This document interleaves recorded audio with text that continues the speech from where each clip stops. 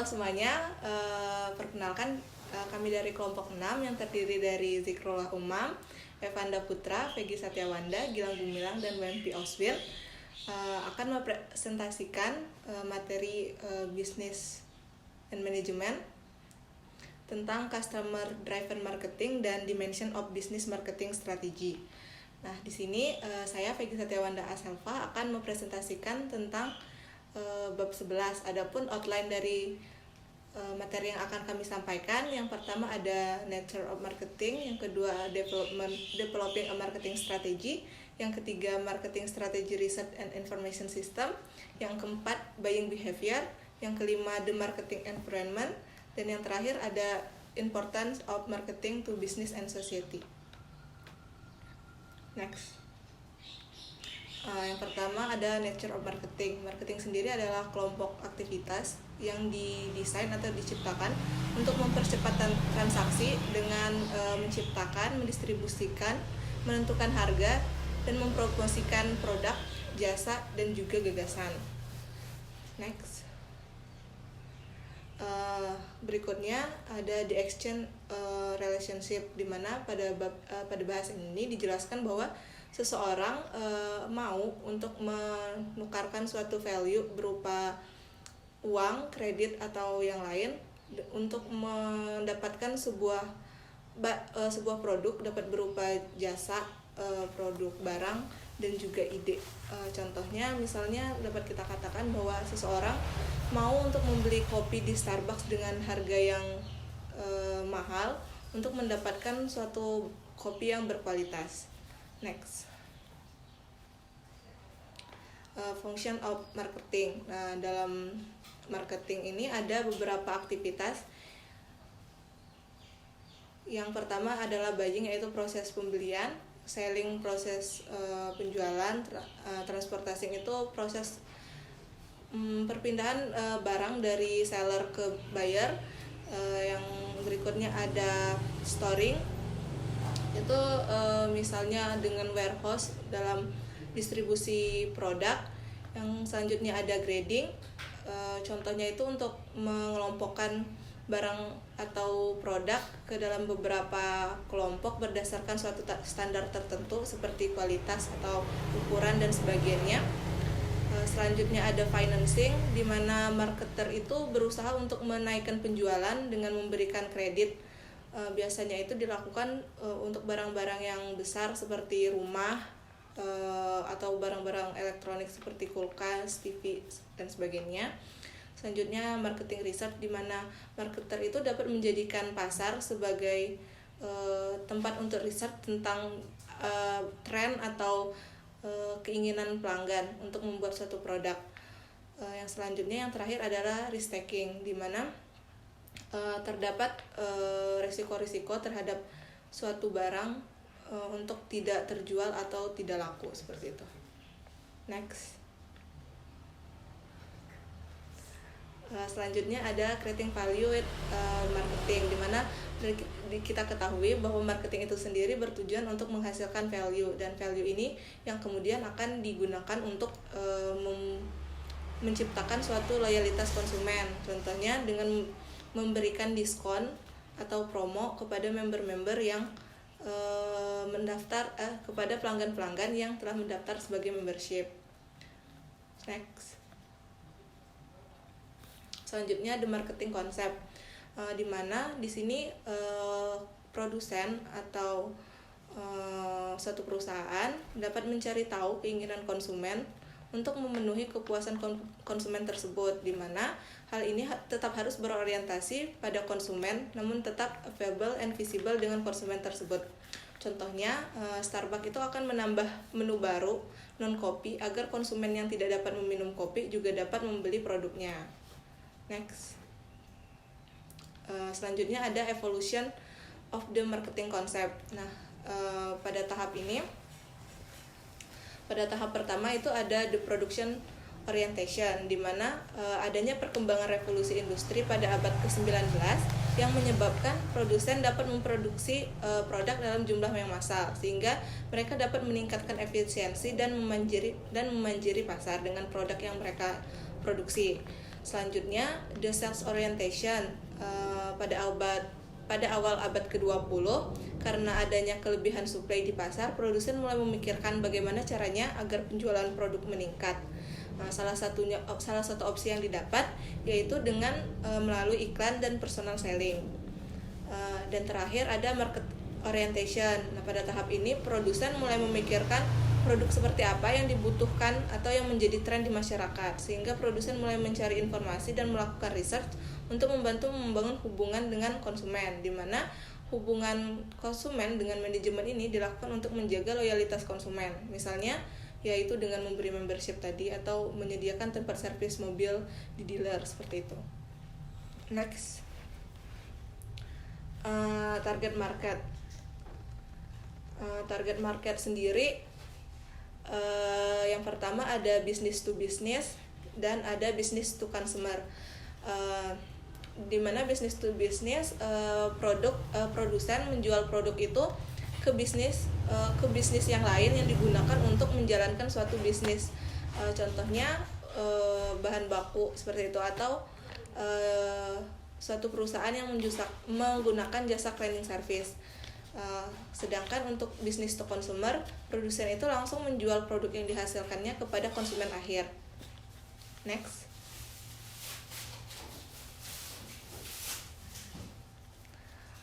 yang selanjutnya ada target market strategy, di mana yang pertama ada total market approach, di mana pada segmentasi pasar ini produsen itu menganggap bahwa semua kebutuhan konsumen sama, dan biasanya produk-produk yang dibutuhkan dan mampu dibeli oleh setiap, dan biasanya itu dilakukan pada produk-produk yang mampu dibeli oleh setiap lapisan masyarakat. Contohnya seperti listrik, bahan pertanian, dan lain-lain. Yang kedua ada concentration approach, di mana produsen itu mendevelop suatu strategi marketing untuk satu segmentasi pasar.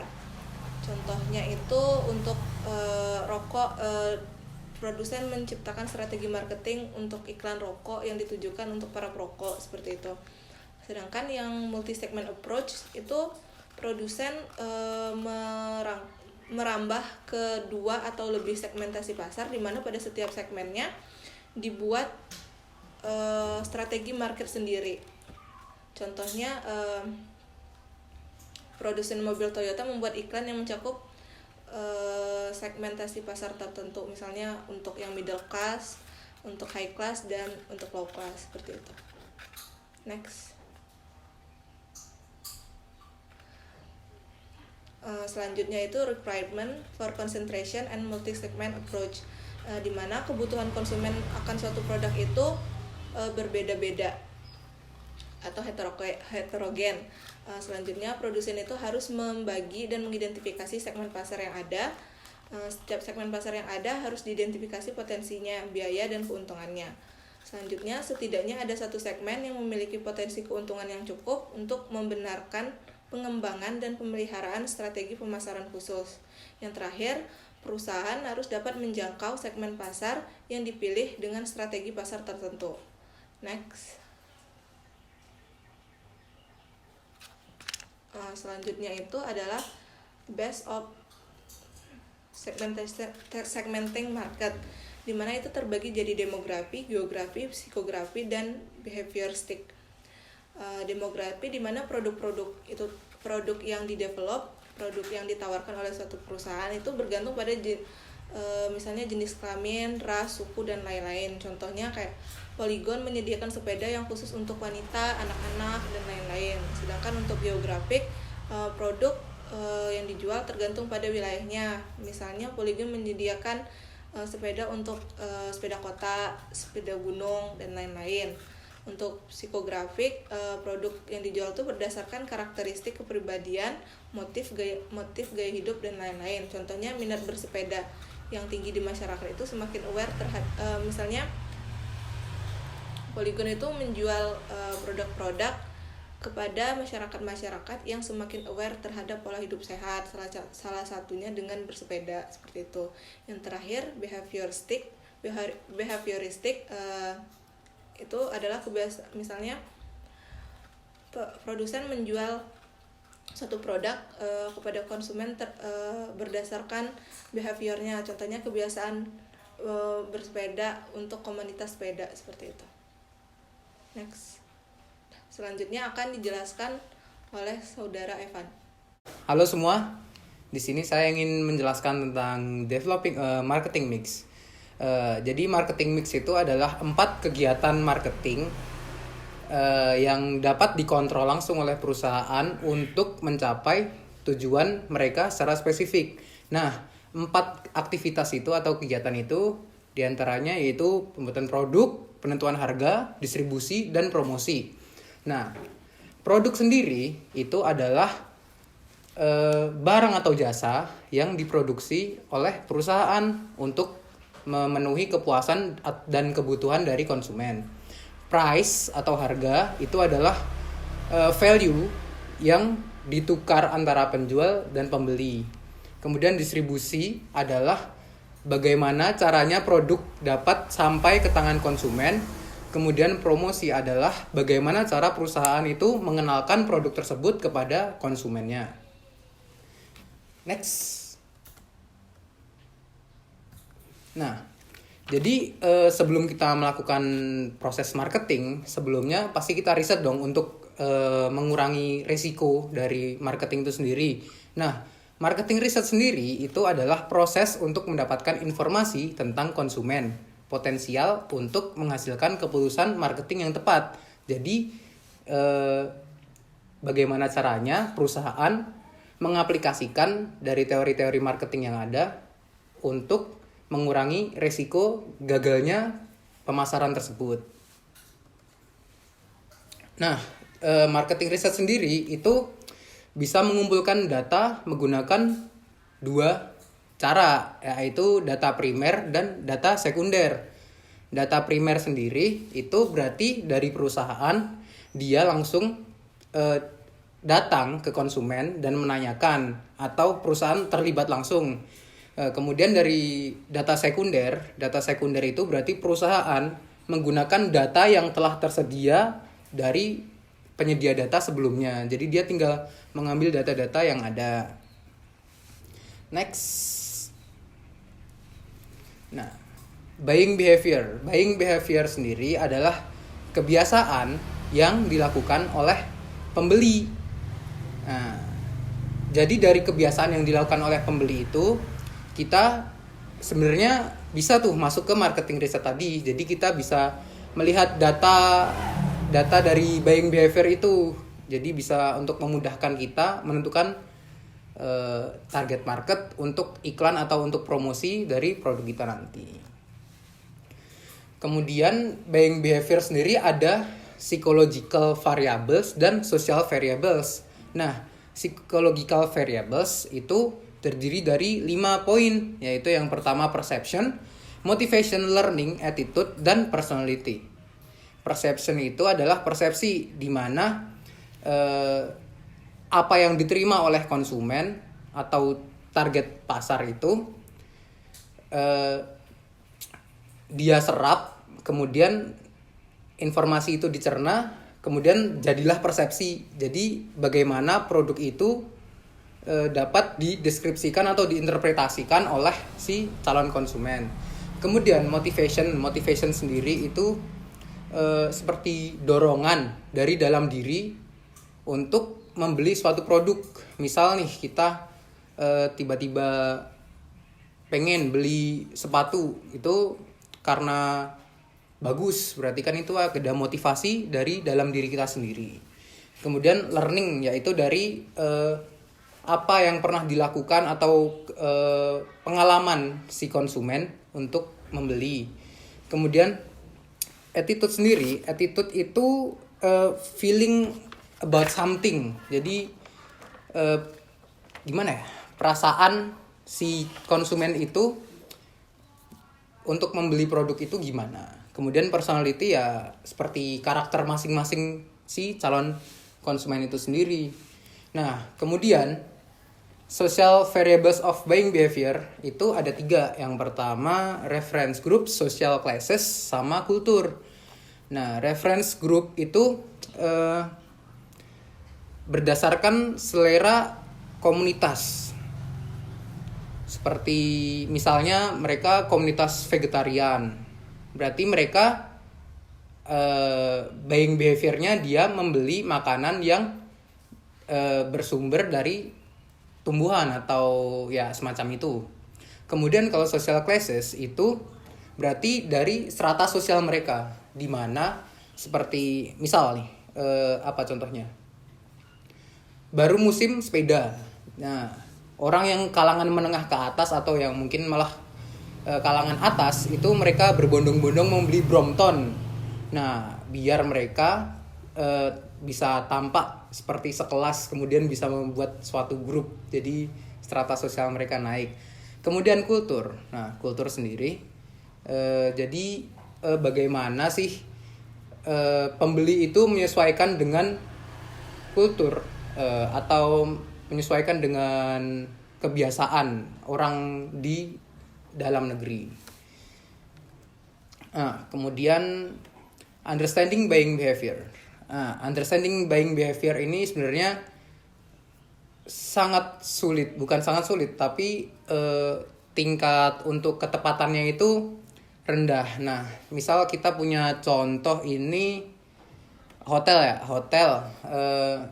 jadi hotel itu untuk mengukur si kepuasan konsumen itu setelah dia membayar produk yang ditawarkan tadi. Nah, itu kan belum tentu tepat juga. Nah, jadi bagaimana caranya si penyedia jasa atau barang ini dia mengadakan riset bagaimana caranya mereka untuk memenuhi kebutuhan secara maksimum. Jadi walaupun tidak tepat, at least mereka mengusahakan yang terbaik, seperti itu. Ya. Kemudian the marketing environment.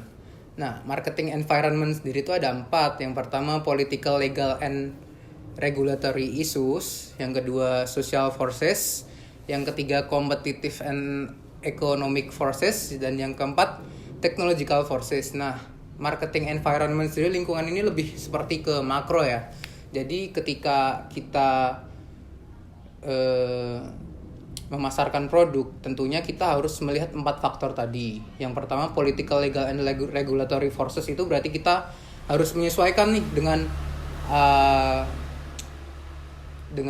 apa ya? Dengan apa aturan dari negara tersebut, terus struktur politiknya seperti apa.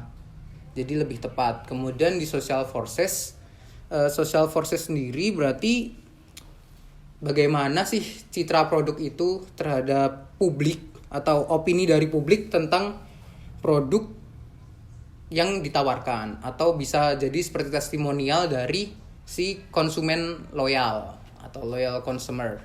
Kemudian di competitive and economic forces itu seperti kita memasarkan produk itu, sebelumnya kita harus tahu apa saja tantangan yang ada di dalam negeri ini, atau sudah ada industri apa saja, kemudian seperti apa kompetisinya, sehingga kita bisa menentukan decisive marketing strategi yang tepat. Kemudian technological forces. Nah, technological forces sendiri dapat mempengaruhi distribusi. Jadi semakin majunya teknologi, harusnya distribusi semakin cepat atau semakin canggih kan. Kemudian promosi dan product development atau pengembangan produk itu sendiri. Nah, apa sih pentingnya marketing dalam bisnis? Marketing dalam bisnis itu ketika perusahaan atau organisasi itu nggak ada pemasaran atau nggak ada marketing, itu akan sangat sulit untuk terhubung dengan audiens target mereka sendiri tuh. Oleh karena itu, pemasaran merupakan kontributor yang sangat penting bagi bisnis. Jadi tanpa adanya marketing dalam bisnis itu seperti sayur tanpa garam. Ya, sekian presentasi bab 11 dari saya. Kemudian akan dijelaskan kembali di bab 12 oleh rekan saya. Terima kasih. Dalam chapter ini ada 6 outline yang akan dijelaskan oleh teman-teman. Yang pertama ada introduction, product strategy, pricing strategy, selanjutnya distribution strategy, promotion strategy, dan yang terakhir ada importance of marketing strategy. Yang pertama ada introduction. Di dalam bab ini yang akan dijelaskan ada 2. Yang pertama adalah mengembangkan strategi pemasaran dan juga konsep pemasaran. Di mana mengembangkan strategi pemasaran itu mencakup dalam pemilihan target pasar dan juga mempertahankan bauran pemasaran yang menciptakan hubungan jangka panjang dengan pelanggan. Selanjutnya untuk konsep pemasaran adalah mendapatkan campuran produk, harga, serta promosi dan juga distribusi yang tepat. Next. Untuk yang pertama ada the marketing mix.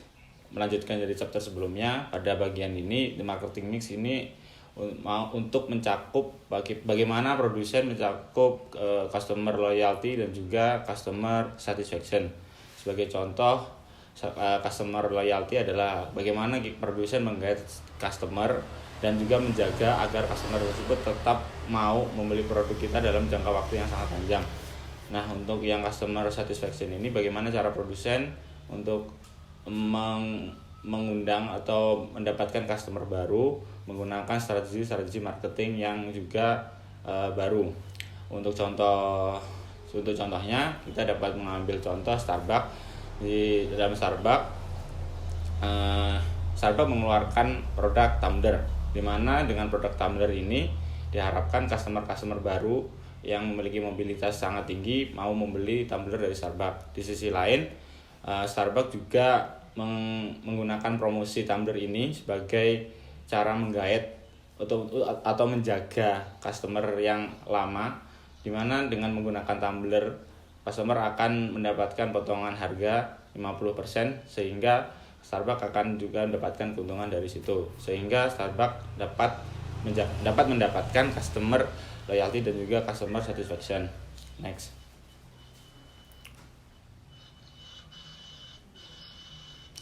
Nah, selanjutnya ada developing new product. Setiap produsen selalu berharap ke depan akan dapat memproduksi produk-produk baru agar bisa selalu bersaing dengan kompetitor. Nah, sebelum memproduksi sebuah produk yang baru ini dibutuhkan beberapa step yang harus dilalui. Ada 6 step yang harus dilalui. Yang pertama ada idea development, di mana idea development ini didapatkan dari beberapa sumber seperti engineering, outsourcing, ataupun lain sebagainya. Di mana dengan menggunakan idea development ini diharapkan ada kerangka pikir atau produk yang bisa diproduksi ke depannya. Selanjutnya setelah mendapatkan idea development, selanjutnya perusahaan akan melakukan step selanjutnya, yaitu new idea screening. Nah, pada step ini idea yang dia dapatkan dari sumber yang sebelumnya, yang dari engineering dan juga sebagainya, itu di screening oleh perusahaan. Bagaimana, apakah mungkin produk yang diproduksi ini bisa menghasilkan profit atau bisa diproduksi oleh perusahaan. Selanjutnya setelah dipertimbangkan produk yang mana, ide yang mana saja yang bisa tersaring, step selanjutnya ada business analysis. Nah, di business analysis ini suatu produk baru yang sudah di screening tadi ditimbang apakah cost untuk memproduksi produk ini mampu mendatangkan profit yang sesuai atau bahkan melebihi ekspektasi dari cost yang dikeluarkan untuk memproduksi produk tersebut. Selanjutnya ada product development. Nah, setelah mempertimbangkan cost dan juga profit yang akan didapatkan, suatu perusahaan akan melakukan prototipe produk atau mencoba memproduksi secara real produk yang akan dikeluarkan nantinya. Dengan begitu perusahaan akan mendapatkan cost yang secara real yang benar-benar dibutuhkan untuk memproduksi suatu produk tersebut. Apakah mampu diproduksi oleh perusahaan atau tidak. Nah, selanjutnya setelah diproduksi prototipe, maka akan dilakukan tes marketing, di mana produk baru ini diproduksi secara terbatas dan juga dikenalkan kepada masyarakat bagaimanakah respon masyarakat terhadap produk ini, apakah harga yang ditentukan sudah sesuai dengan value yang ditawarkan oleh produk tersebut. Setelah mendapatkan respon yang cukup bagus, maka akan dilakukan komersialisasi atau produk yang baru tadi benar-benar dikomersialisasi atau benar-benar diproduksi secara massal untuk dipasarkan, dan produk baru pun didapatkan seperti itu. Next.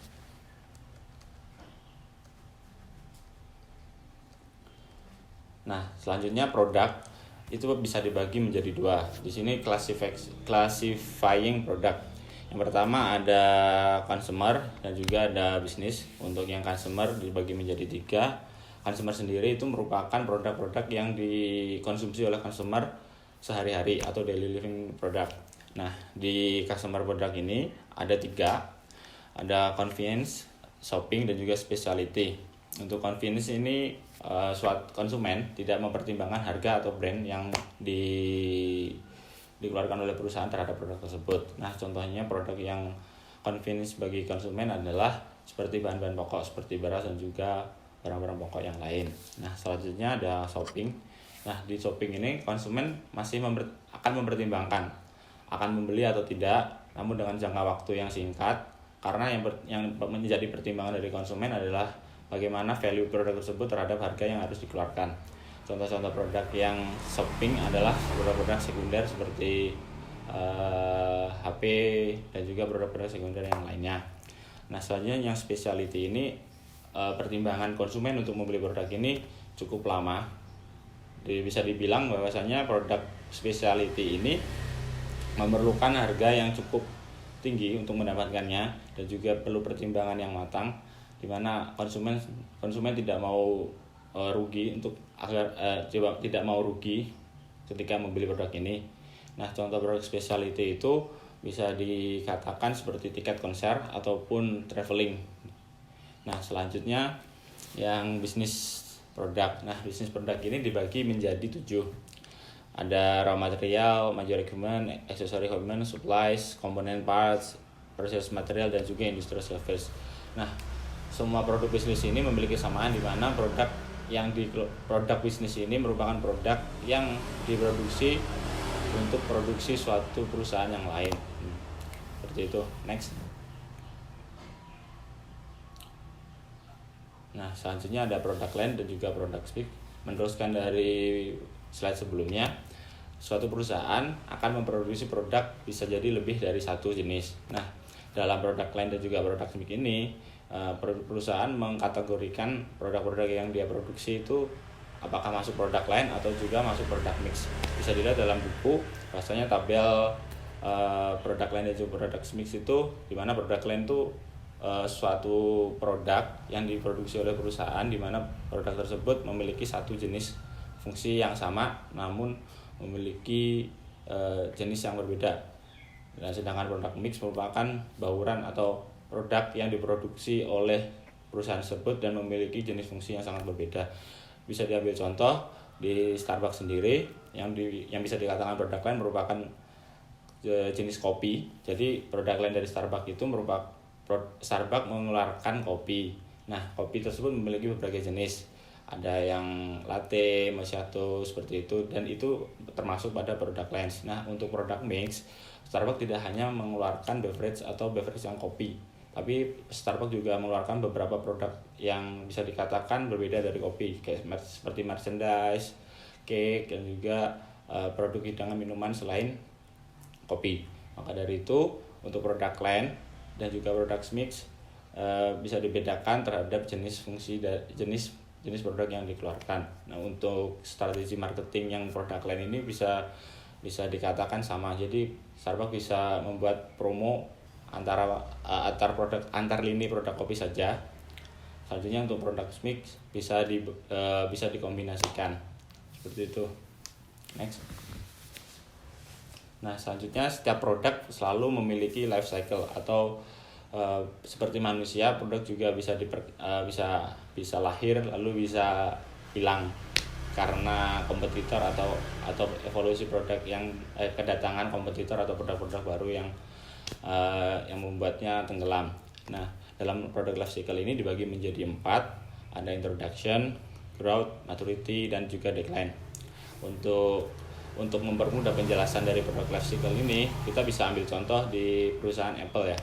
Jadi untuk introduction sendiri bisa dikatakan Apple mengeluarkan produk baru, di mana produk tersebut masih dikatakan belum memiliki pesaing sama sekali atau produk yang revolusioner. Bisa kita ambil contoh Apple Watch. Jadi di Apple Watch ini dia masih perkenalan dan juga masih belum banyak yang memproduksi atau menyamai kualitas dari Apple Watch dari Apple sendiri. Jadi otomatis penjualan dia juga akan sedikit naik, namun juga profitnya juga tidak akan tinggi. Namun di situ masih ada peluang untuk naik karena belum ada kompetitor. Selanjutnya untuk produk Apple yang growth, di mana sales volumenya jadi naik, itu bisa dikatakan iPad, di mana iPad sudah lama diperkenalkan, namun karena mobilitas manusia yang sangat tinggi pada dekade terakhir ini, maka produk yang dikeluarkan yaitu iPad memiliki sales volume yang meningkat setiap tahunnya, meskipun dia sudah memiliki beberapa kompetitor pada bidang iPad. Namun karena perbedaan kualitas antara Apple dan juga perusahaan pesaing, maka produk iPad ini masih bisa meningkat dan belum mencapai titik tertinggi sales. Nah, selanjutnya untuk produk Apple yang produknya sudah masuk life cycle maturity, itu bisa kita katakan MacBook. Di sini sebenarnya kasusnya hampir sama. Jadi dengan keluarnya iPad, mau tidak mau produk dari MacBook yang sebelumnya sudah sangat revolusioner pada dekade tahun lalu mengalami pergeseran atau penurunan penjualan. Namun Apple tetap menjaga kualitas atau mencoba merevolusioner desain ataupun komponen-komponen dari produk tersebut. Namun tidak dapat dipungkiri bahwasanya keluarnya produk baru seperti iPad dan juga kompetitor lain yang menawarkan produk-produk berjenis yang sama namun dengan harga yang lebih murah mengurangi atau menurunkan dari penjualan dari MacBook tersendiri. Nah, selanjutnya yang terakhir ada produk life cycle decline. Nah, kalau yang di sini produk Apple yang bisa dikatakan decline itu iPod pas waktu awal perkenalan dekade lalu itu sangat tinggi ya. Soalnya benar-benar tidak ada pesaing dan juga sangat digandrungi oleh masyarakat muda. Namun dengan adanya smartphone dan juga yang lainnya atau laptop yang bisa memutar lagu, jadi tidak orang-orang masih condong untuk membeli smartphone daripada iPod yang hanya berfungsi untuk mendengarkan lagu atau sejenisnya. Jadi produk dari iPod ini sudah mengalami decline dan juga karena tidak dapat dirubah atau direvolusi maka produk tersebut akan selalu mengalami penurunan dan juga akan berhenti produksi seperti itu. Next. Nah, yang terakhir ada identifying product. Nah, setiap produk bagi customer kita harus bisa mengidentifikasi produk apa yang akan kita beli. Nah, untuk mengidentifikasi produk apa yang kita beli, di sini ada beberapa langkah yang dapat dipelajari ya. Yang pertama ada branding, packaging, labeling, dan juga produk quality. Nah, untuk mengidentifikasi produk kita pasti yang pertama kita lihat tuh merek ya. Jadi branding ini mencakup dari trademark, manufacturer brand, private distributor brand, dan generic product. Nah, dari ketika kita mau membeli produk dan yang pertama kita baca adalah brandnya sendiri. Brand ini dibagi menjadi 4, di mana ada trademark yang di mana produk tersebut sudah sangat bagus dan sudah memiliki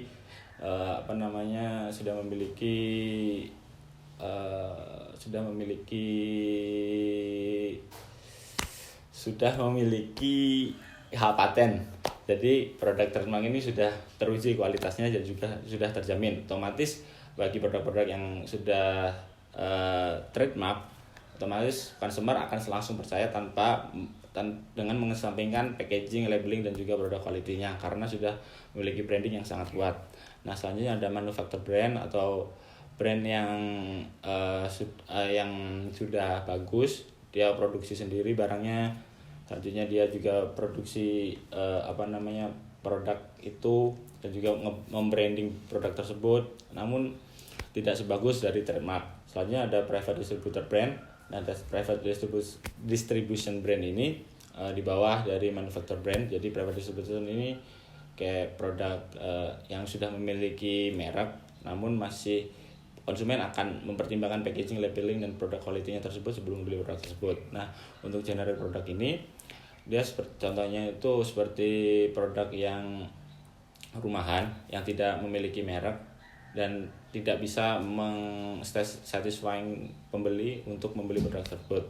Dan selanjutnya setelah mengenal branding, setelah melihat branding dari produk tersebut, otomatis kita akan melihat packaging dari brand tersebut dari produk tersebut ya. Untuk packaging tersendiri, bagaimana cara produsen atau konsumen melihat bahwasanya produk ini layak dibeli atau tidak. Dengan menggunakan packaging yang menarik, otomatis konsumen akan tertarik untuk membeli produk tersebut. Selanjutnya, setelah packaging yang menarik, otomatis konsumen akan melihat labeling atau apa saja. Contohnya kalau produk makanan apa saja yang terkandung dalam makanan tersebut. Kalau smartphone, apa saja spek-spek yang ada di smartphone tersebut, seperti itu. Jadi sangat penting bagi produsen untuk memberikan label atau memberikan label pada produk agar mampu mensatisfy pembeli untuk membeli produk tersebut. Nah, selanjutnya yang terakhir ada produk quality, di mana produk quality ini adalah bagaimana cara konsumen memandang kualitas dari produk tersebut. Bisa dikatakan untuk saat ini produk-produk yang made in USA akan lebih dipercaya atau memiliki trust lebih dari konsumen untuk dibeli daripada produk-produk made in Vietnam, seperti itu. Jadi selanjutnya akan dijelaskan oleh Mas Gilang. Terima kasih. Oke, selamat pagi teman-teman. Selanjutnya saya akan menjelaskan tentang apa itu pricing strategi yang biasa dilakukan sebagai langkah kedua dalam marketing mix untuk menjalankan strategi-strategi marketing yang sudah dibahas sebelumnya juga. Saya akan lanjut tentang bagaimana pembeli masing-masing itu mempunyai daya beli dan kemampuannya atau sumber dayanya masing-masing dan berbeda-beda. Oleh karena itu, penting dalam hal ini kita menetapkan strategi marketing berupa penetapan harga yang tepat oleh produsen. Itu adalah kunci untuk memenangkan market share di pasar. Seperti yang sudah dijelaskan sebelumnya, dalam menentukan dalam menentukan keputusan, pembeli biasanya mempertimbangkan beberapa pertimbangan. Yang paling dipertimbangkan biasanya itu adalah harga barang. Jadi sebelum membeli, biasanya konsumen mengukur dulu seberapa mampu dia membeli barang tersebut dan berapakah nilai intrinsik dari barang tersebut. Nah, kalau kita biasa bertemu atau melihat konsumen, kita bisa tahu tuh tipe-tipe konsumen yang ada di pasar itu ada 3. Pertama itu tipe konsumen yang memang hanya memikirkan biaya, yaitu biaya semurah mungkin, yang penting sesuai kemampuannya. Biasanya itu kalangan bawah atau menengah ke bawah. Lalu yang selanjutnya adalah konsumen yang memikirkan sedikit tentang kualitas. Jadi dia tidak hanya memikirkan biaya, tapi dia juga memikirkan fitur atau kualitas dari barang tersebut. Itu biasanya konsumen di level menengah ke atas atau menengah. Nah, sedangkan di level selanjutnya adalah konsumen yang benar-benar memikirkan kualitas. Jadi dia tidak masalah dengan harga yang mahal, dia akan tetap membeli barang tersebut. Itu biasanya orang-orang yang mempunyai kekayaan atau menengah ke atas atau level orang-orang yang kaya. Jadi dari level-level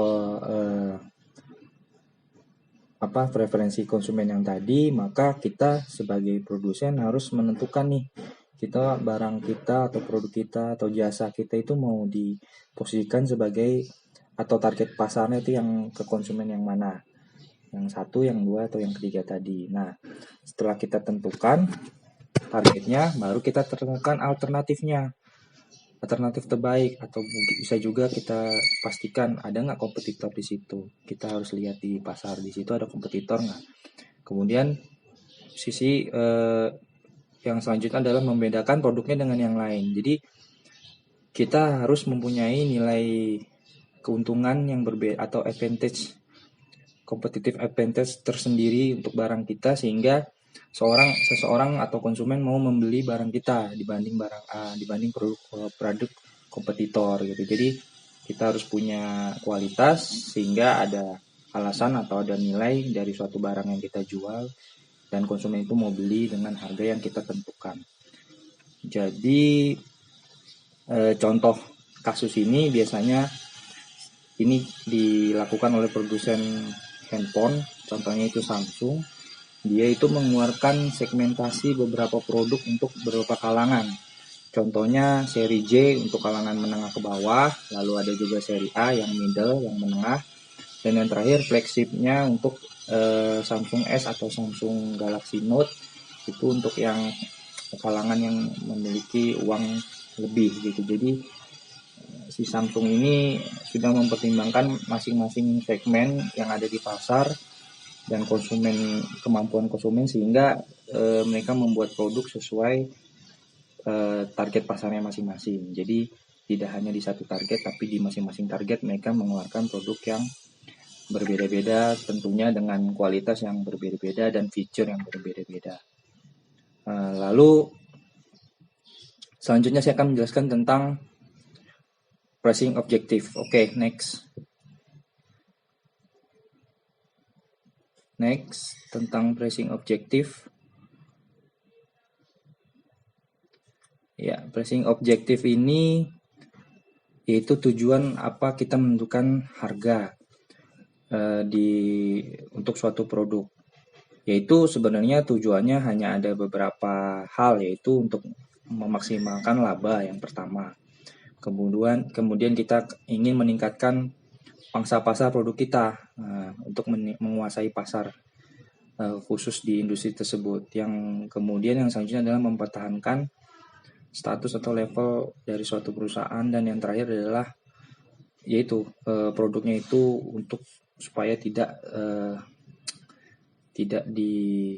digeser oleh kompetitor. Nah, jadi dalam menentukan harga itu ada beberapa pertimbangan yang tadi saya sebutkan. Tujuan ini adalah penting karena harga juga menentukan bagaimana suatu produk ini bisa sukses di pasar ataupun akan bisa gagal di pasar. Nah, makanya keputusan bawahan pemasaran itu tidak hanya tergantung pada satu hal, yaitu soal keuangan, tapi juga soal produksi dan soal akuntansi.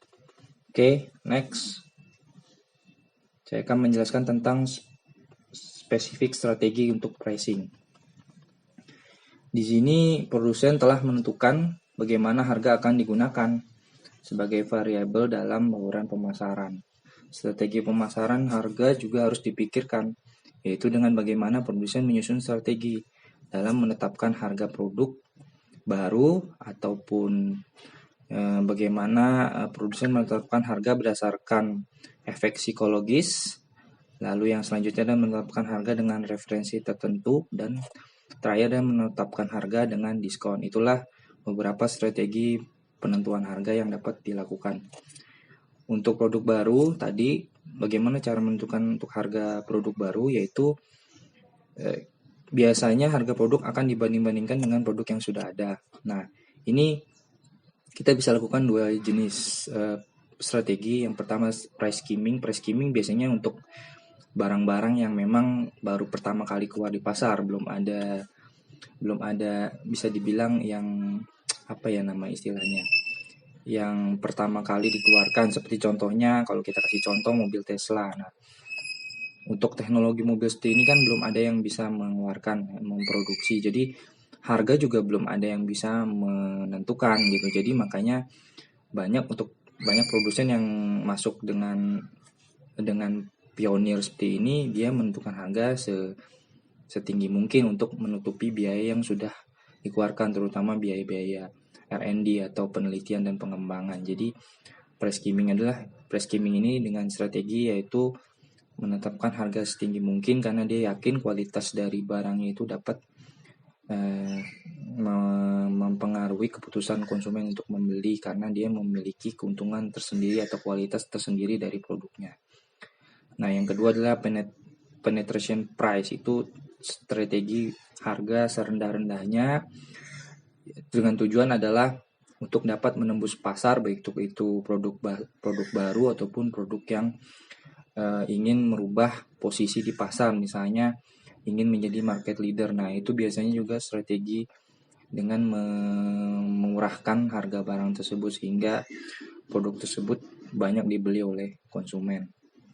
Contoh yang bisa dilihat adalah seperti handphone Xiaomi yang bisa menggeser pangsa pasar yang sudah ada, yaitu Samsung dan Apple di Indonesia. Sekarang Xiaomi kalau nggak salah sudah menjadi market share nomor 1 atau nomor 2 di Indonesia setelah menggeser kedua raksasa handphone yang sudah ada sebelumnya. Nah, itu contoh strategi untuk produk-produk yang baru diluncurkan.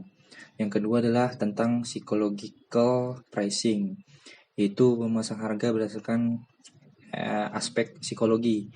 Kalau biasa kita lihat misalnya contoh pemasangan harga dengan pembulatan tertentu atau kata-kata mulai hari Senin properti ini harganya akan naik gitu.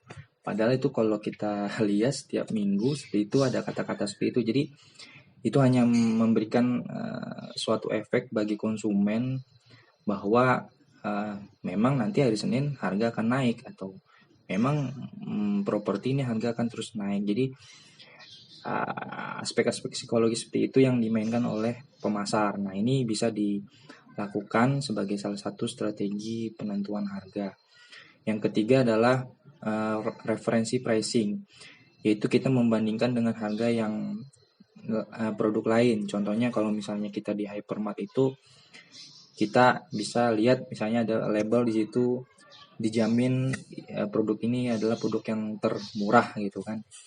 Dijamin dengan harga termurah dengan produk dilabeli produk hypermart itu sendiri gitu. Padahal sebenarnya ya mungkin ada juga yang harganya mendekati, tapi dengan referensi pricing ini membuat konsumen pasti akan langsung berpikir bahwa yang dia pilih itu sudah yang paling murah gitu. Dan ini biasanya memang untuk produk-produk yang produk rumah tangga atau produk kebutuhan sehari-hari. Kemudian yang selanjutnya adalah price discount. Ini untuk strategi yang bisa kita tahu lah dengan melakukan pemberian diskon-diskon, baik itu diskon berupa kuantitas, beli 1 dapat 2, atau dengan diskon musiman misalnya pas saat lebaran atau Natal, atau promosi produk-produk yang baru dikeluarkan oleh produsen. Jadi misalnya ada produk baru yang dikeluarkan, maka diberikanlah diskon-diskon tertentu. Nah, selanjutnya setelah kita bahas strategi pricing, next kita akan bahas soal strategi distribusi. Strategi distribusi ini adalah untuk memberikan bagaimana suatu produk itu bisa tersedia kapanpun dan dimanapun bagi konsumen. Ini intinya dari strategi distribusi, sehingga diperlukan beberapa strategi yang efektif, yaitu dengan memanfaatkan channel-channel marketing atau distribution channel yang digunakan untuk mendisplay suatu barang sehingga konsumen bisa membeli barang tersebut dengan mudah dan cepat. Jadi bagaimana kita bisa memuaskan kebutuhan konsumen dengan cepat saat konsumen saat itu juga membutuhkan. Nah, itu ada strateginya disebut dengan gimana kita mendistribusikan barang secepat mungkin agar konsumen terpenuhi kebutuhan dalam ingin membeli barang tersebut gitu. Jadi bagaimana juga suatu produk bisa didistribusikan dari produsen ke konsumen, baik itu dengan penyimpanannya atau handlingnya nanti akan dijelaskan lebih lanjut. Marketing channel yang kita tahu itu ada beberapa yang bisa saya baca di buku ini. Ada kita bagi jadi retailer, ada juga wholesaler, ada direct marketing dan juga direct selling. Jadi ini tipe-tipe yang bisa digunakan. Kalau retailer itu kita tahu banyak, kita lihat seperti Hypermart, Alfamart, Indomart itu salah satu contoh retailer. Kalau di buku sendiri yaitu bagaimana seorang produsen, kita beli suatu barang dari produsen atau wholesaler, lalu kita jual langsung ke konsumen. Itulah pengertian dari retailer. Namun pada saat ini dengan adanya teknologi sebenarnya si produsen itu bisa langsung menjual barangnya sendiri tanpa adanya bantuan dari intermediaries lainnya seperti wholesaler atau retailer. Karena apa? Karena dengan adanya Tokopedia atau Shopee sekarang produsen, misalnya kita punya makanan masakan tertentu, nah kita bisa langsung menjualnya langsung ke konsumen. Jadi ini merupakan suatu terobosan. Makanya di buku juga disebutkan contoh-contoh retailer ini bukan hanya department store atau enggak convenience store atau supermarket, tapi juga ada namanya internet retailer, yaitu seperti Amazon tadi saya sebutkan, Tokopedia dan lain-lain. Lalu ada juga warehouse showroom. Warehouse showroom ini kalau teman-teman tahu seperti IKEA yang display barang-barang hasil rakitan untuk keperluan properti atau rumah atau interior. Nah, itu kita sebut sebagai warehouse showroom. Lalu selanjutnya marketing channel yang selanjutnya adalah direct marketing. Itu biasanya kita sering dapatkan direct marketing itu ke perusahaan-perusahaan asuransi. Jadi kalau ada yang menelpon atau via email atau kita bisa pesan produk itu lihat via internet, nah itu bisa disebut sebagai direct marketing, bahwa si orang tersebut langsung menghubungi kita melalui telepon dan menawarkan produk-produk dan fitur-fiturnya, dijelaskan saat itu di telepon. Biasanya juga kartu kredit juga seperti itu. Nah yang selanjutnya yaitu marketing channel, yaitu direct selling. Direct selling itu kalau gampangnya dia menggunakan member-member khusus. Dia mengandalkan member atau anggota dalam memasarkan produk seperti Herbalife atau juga produk-produk kecantikan yang biasa ditawarkan langsung dengan cara menggait member, lalu si member itu menawarkan ke kolega-kolega atau ke teman-temannya di sekitar lingkungannya. Dengan nanti ada mendapatkan komisi atas hasil penjualannya tersebut. Nah, itu tadi dari selling. Lalu yang selanjutnya adalah wholesaler. Wholesaler itu ya pemain besar yang mengambil sejumlah barang dalam jumlah besar lalu menjual ke retailer dalam jumlah yang lebih sedikit atau menjual ke hypermart atau ke tempat-tempat lain dengan jumlah yang lebih sedikit. Nah, wholesaler ini memang tadi saya sebutkan mungkin kedepannya ini akan banyak dipotong, karena maksudnya dipotong adalah mungkin udah banyak akan digeser dengan tadi hadirnya channel-channel internet atau internet retailer, sehingga keberadaan wholesaler ini mungkin nantinya akan lama-lama akan hilang gitu. Ini opini pribadi saya. Oke, kemudian selanjutnya saya akan menjelaskan tentang supply chain management. Next. Supply chain management yaitu bagaimana suatu usaha untuk meningkatkan memanage suatu hubungan antara distribution channel yang tadi kita sebutkan dan juga perantara-perantara lainnya, sehingga menciptakan suatu aliansi yang efektif di antara para member channel tadi tersebut. Supply chain management juga sebagai penghubung dan penyatu antara member channel yang satu dengan yang lainnya, dan berhubungan dengan sistem distribusi agar dapat memberikan kepuasan kepada konsumen. Jadi konsumen ini tidak perlu susah payah lah untuk mendapatkan barang yang dia inginkan. Lalu selanjutnya adalah melibatkan hubungan yang jangka panjang di antara member marketing, bekerjasama untuk tujuannya mengurangi biaya dan juga mengurangi aktivitas-aktivitas yang tidak diperlukan. Kalau kita lihat di sini ada channel for consumer product, yaitu ada mungkin next di channel for consumer product itu di next adalah ini adalah contoh channel for consumer product. Jadi suatu produk itu bisa hanya melewati dari produsen langsung ke konsumen tadi seperti yang saya jelaskan. Lalu yang di poin B itu dia menggunakan adanya retailer.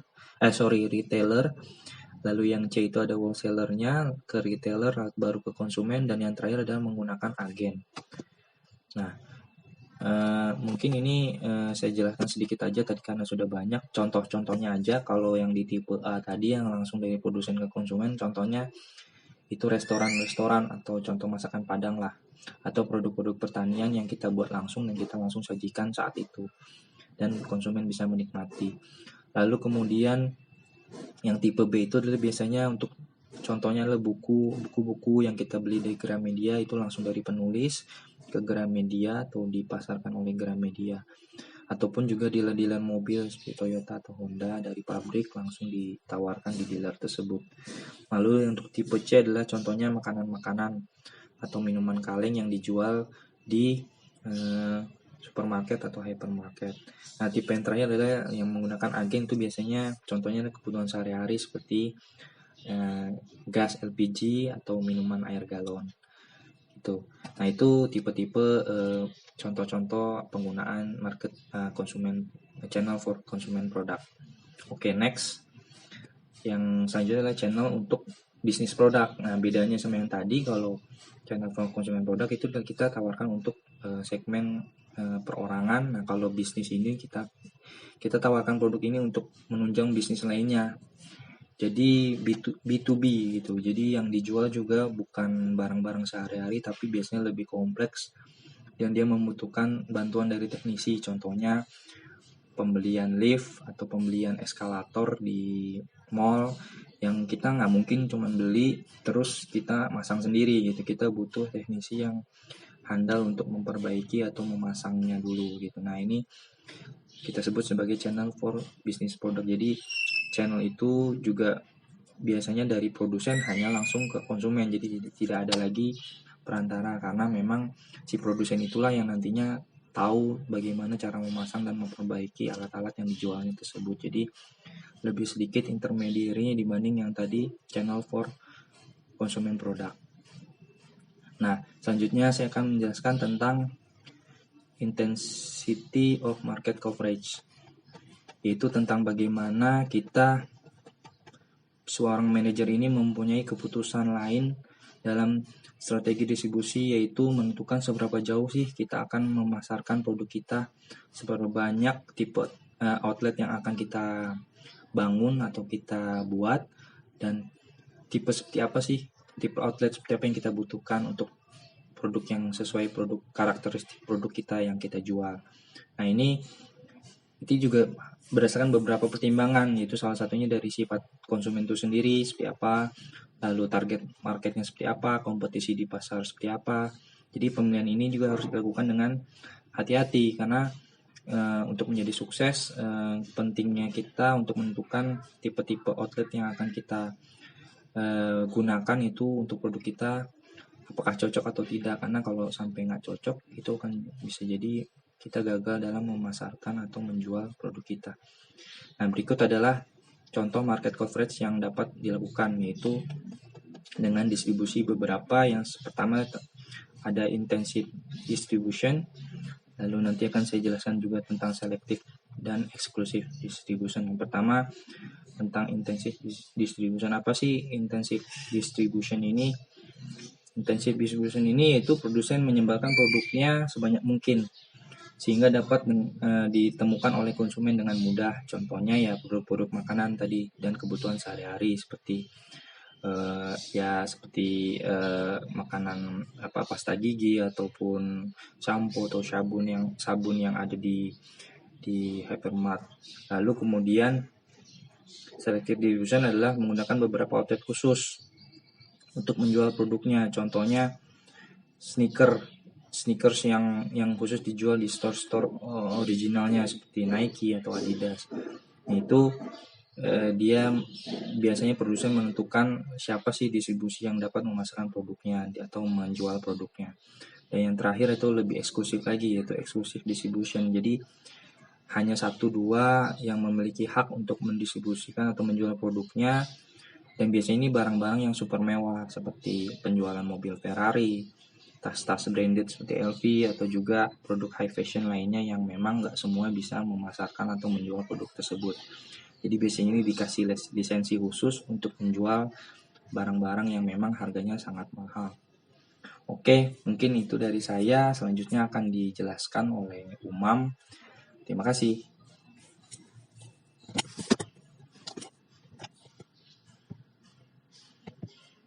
Dari penjelasan sebelumnya, kita telah mendapatkan 3 dari 4 rangkaian kegiatan marketing mix, yakni produk strategi, pricing strategi, distribution strategi, dan yang terakhir yang akan kita bahas adalah promotion strategi. Namun, sebelum menuju ke sana, kita akan terlebih dahulu melanjutkan sedikit materi yang telah dibahas oleh Saudara Gilang, yakni cycle distribution. Jika sebelumnya dibahas mengenai supply chain, market coverage, market channel, dan lain sebagainya, maka semua itu tidak akan berjalan tanpa adanya cycle distribution.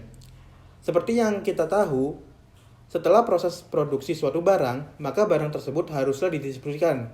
Sekiranya ada 3 tahap dari proses cycle distribution, yaitu transportation, warehousing, dan material handling. Tidak hanya manusia yang membutuhkan transportasi. Produk yang akan dipasarkan pun membutuhkan transportasi untuk memindahkan barang dari tempat produksi hingga sampai ke tangan konsumen. Sebelum sampai pada tangan konsumen, barang tersebut akan terlebih dahulu masuk pada suatu tempat penyimpanan atau warehousing.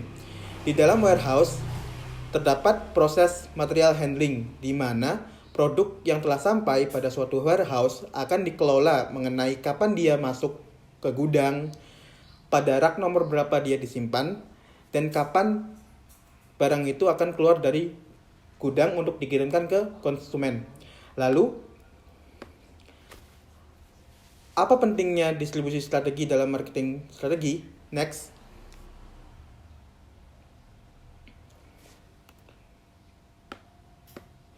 Distribution strategi merupakan salah satu rangkaian dari marketing mix. Tahap ini sangat penting dalam pemasaran dari sebuah barang. Tahap ini merupakan tahap yang paling sulit untuk diubah. Berbeda dengan produk, harga, dan promosi yang dapat diubah sewaktu-waktu, distribusi tidak dapat dirubah dengan seketika itu. Karena dalam distribusi terdapat kontrak antara semua yang terlibat dalam proses distribusi tersebut. Lalu, kembali ke pembahasan kita, yaitu promotion strategi. Next.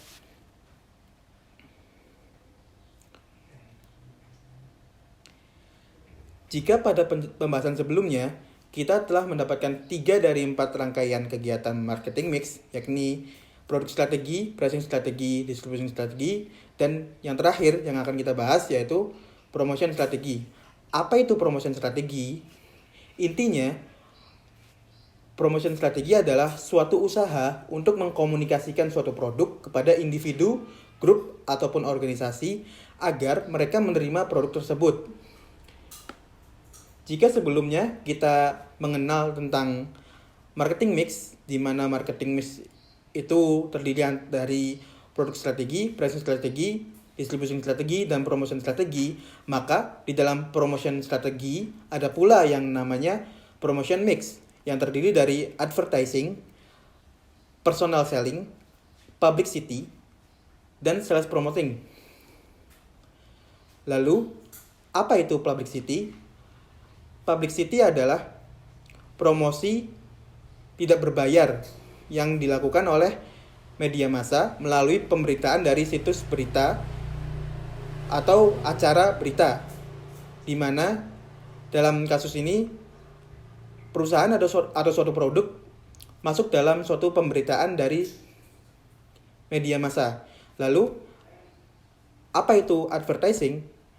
Advertising adalah promosi berbayar yang sengaja dilakukan oleh suatu perusahaan untuk memasarkan produknya, di mana promosi ini melalui media massa seperti televisi, koran, majalah, ataupun media online. Lalu, apa itu sales promotion?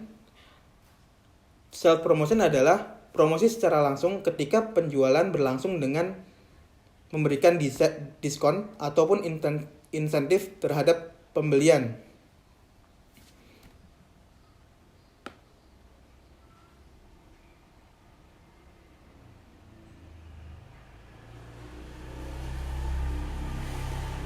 Lalu dan yang terakhir itu personal selling. Personal selling mengkomunikasikan secara langsung antara penjual dan pembeli yang potensial. Personal selling adalah pemasaran yang paling fleksibel karena marketer memiliki peluang untuk mengkomunikasikan secara spesifik tentang produk yang mereka jual kepada pembeli. Adapun personal selling ada 6 tahap, yakni prospecting, di mana seorang marketing melihat prospek dari seorang individu, apakah dia berprospek untuk membeli suatu barang atau tidak. Yang kedua, approaching, yaitu pendekatan, yaitu usaha seorang marketer untuk mendekati calon pembeli dan menawarkan produk yang mereka punya. Lalu, proses selanjutnya, handling object, yaitu memberikan arahan atau bujukan serta alasan kenapa sang target marketing itu harus membeli produknya. Yaitu proses selanjutnya adalah closing, di mana sang objek telah berhasil untuk dirayu untuk membeli produk. Setelah pembelian produk tersebut, dilakukan proses following up, di mana seorang marketer berusaha untuk mengikuti apa yang diinginkan oleh si konsumen agar dia tetap setia dengan produknya. Next. Dalam promotion strategi terdapat dua strategi yang lainnya, yaitu push dan pull. Push strategi adalah strategi promosi di mana produsen mendorong konsumen untuk membeli atau menggunakan produknya. Sedangkan pull strategi adalah strategi promosi di mana produsen ditekan oleh konsumen untuk menghadirkan suatu produk yang mereka inginkan. Next. Lanjut tentang objective of promotion. Nah, di sini ada 4 tahap, di mana yaitu pertama, tujuannya adalah untuk stabilize sell atau menjaga penjualan agar tetap pada posisi di mana dia dalam optimum penjualan. Yang selanjutnya adalah information product. Di sini seorang marketer memberikan informasi kepada calon pembeli tentang produknya. Yang ketiga yaitu mengingatkan atau reminding dari pembeli, di mana seorang marketer mengingatkan bahwa produk yang mereka beli itu sangat berguna dan bermanfaat sehingga perlu untuk dilakukan pembelian ulang. Lalu proses selanjutnya adalah reinforce customer, yaitu meyakinkan pembeli bahwa produk yang mereka pilih adalah produk yang tepat dan memiliki value tertinggi di antara produk-produk yang lainnya.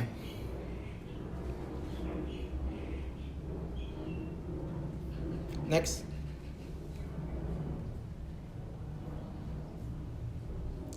Lalu pentingnya dari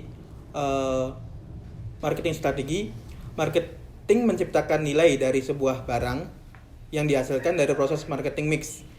Bagi seorang konsumen, nilai dari suatu barang akan sangat bergantung pada manfaat dari produk tersebut berbanding dengan harga yang mereka keluarkan.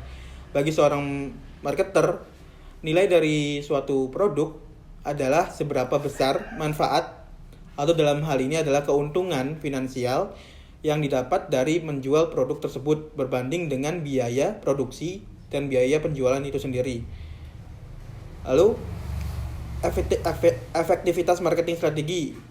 Di sini sangat penting dalam marketing strategi, di mana efektivitas ini kombinasi dari integrated marketing mix dan promosi strategi. Dan yang terakhir adalah marketing mix element can be easily to fix. Ya, demikian presentasi dari kelompok kami. Kurang lebihnya kami ucapkan mohon maaf. Jika ada komentar atau saran, bisa kalian kirimkan kolom komentar di bawah sini. Jangan lupa like, share, dan subscribe channel ini.